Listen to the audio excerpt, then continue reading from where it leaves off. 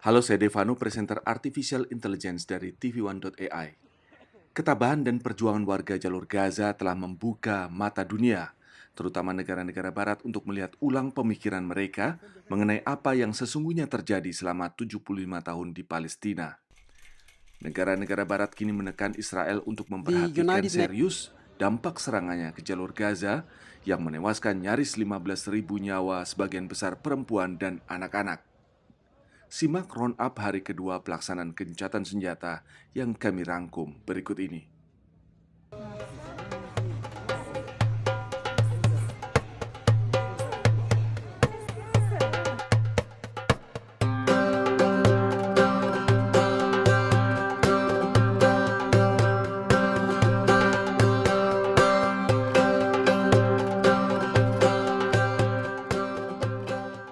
Tak ada yang lebih ditunggu warga Gaza Utara selain kedatangan konvoi truk yang membawa bantuan kemanusiaan tiba di wilayah mereka. PBB mengatakan gencatan senjata memungkinkan mereka meningkatkan pengiriman makanan, air, dan obat-obatan, serta menyalurkan 129.000 liter bahan bakar, lebih dari 10% kebutuhan harian sebelum perang. The United Nations can confirm that, as I speak, trucks with humanitarian supplies continues to cross into Gaza through the Rafah crossing point. We hope the agreement between Israel and Hamas, now in force, will bring respite to the people of Gaza and Israel and some relief to the hostages and detainees who will be released and to their families. Bulan Sabit Merah Palestina mengatakan 61 truk yang membawa makanan, air, dan pasokan medis menuju ke Gaza Utara pada hari Sabtu, konvoi bantuan terbesar yang mencapai wilayah tersebut sejak dimulainya perang. Namun jumlah 61 truk ini masih jauh dari kesepakatan yang harusnya mencapai 200 truk masuk ke Gaza. Hamas menilai Israel sengaja melecehkan gencatan senjata dengan menghambat masuknya truk dan menembaki warga Gaza. Wilayah Gaza Utara memang sudah porak-poranda dan menyisakan bangunan yang hancur. Namun bagi warga Gaza, mereka tetap berusaha kembali ke rumahnya meski sudah dilarang Israel.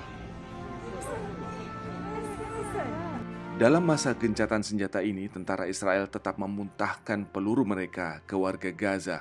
Laporan kantor berita Palestina Wafa yang mengutip sejumlah saksi mata menyebut bahwa sekitar 7 orang mengalami luka-luka akibat pasukan Israel ketika mereka berusaha melakukan perjalanan ke jalur Gaza di bagian utara. Wartawan Gaza, Motas Azaiza, melaporkan bahwa di gerbang selamat datang di kota Gaza, sniper Israel menembaki siapa saja yang mencoba memasuki kota. Tak perlu heran karena pengalaman dalam perang bertahun-tahun sebelumnya, Israel selalu melanggar gencatan senjata yang dibuat. Menurut laporan Al Jazeera, sedikitnya 2 warga Palestina tewas usai ditembak pasukan Israel saat hari kedua gencatan senjata berlangsung di jalur Gaza.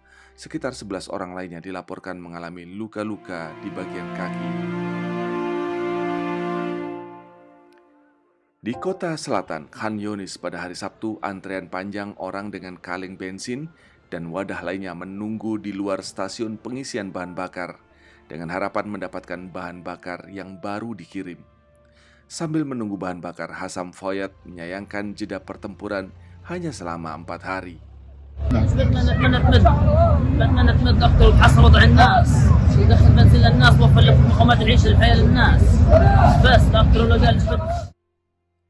Para pejabat Mesir mengatakan Hamas sedang bersiap untuk membebaskan 14 sandera Israel pada hari Sabtu, dan Israel juga akan melepas 42 tahanan Palestina yang mereka tahan.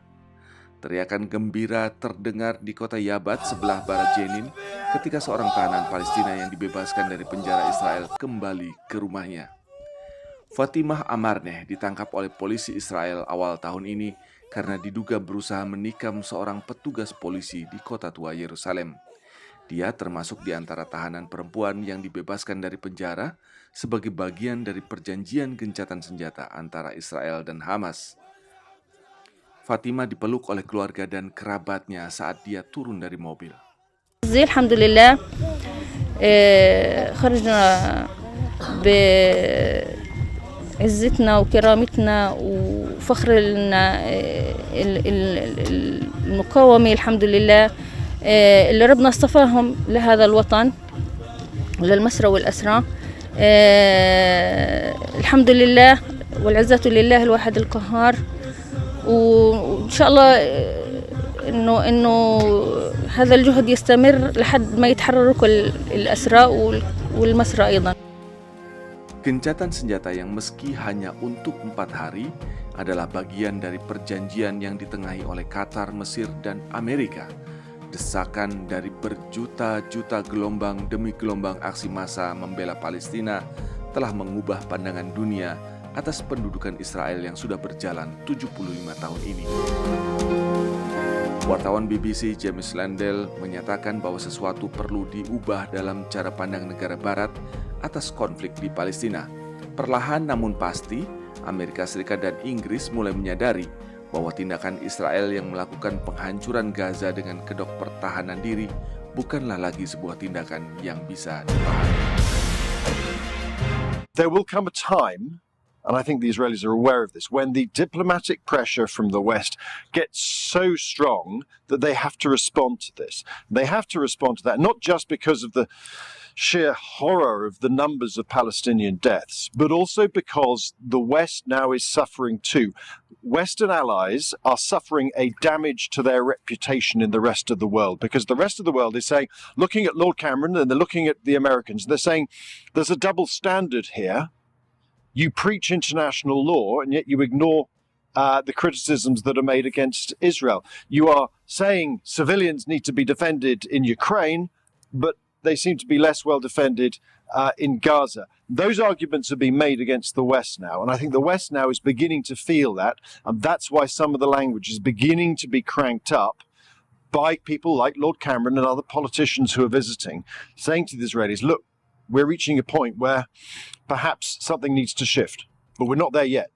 Pejabat keamanan dan kemanusiaan pada hari Sabtu sedang mempersiapkan pembebasan gelombang kedua warga Palestina dari penjara Ofer di tepi barat. Layanan penjara Israel mengatakan pada hari Sabtu bahwa mereka sedang mempersiapkan 42 tahanan untuk dibebaskan sebagai imbalan atas kebebasan beberapa sandera Israel yang ditawan di Gaza oleh militan Hamas. Sebuah kendaraan yang membawa tanda palang merah dan pejabat yang mengenakan pakaian dengan lambang organisasi tersebut terlihat di luar penjara ketika warga Palestina mulai berkumpul di dekatnya. Hamas juga bersiap untuk membebaskan lebih dari selusin sandera pada hari Sabtu sebagai bagian dari pertukaran pada hari kedua gencatan senjata setelah 7 minggu perang.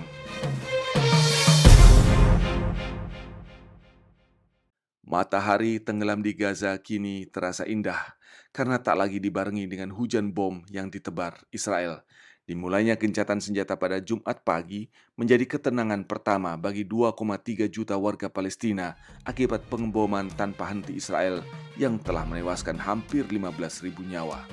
Saya Devano, salam.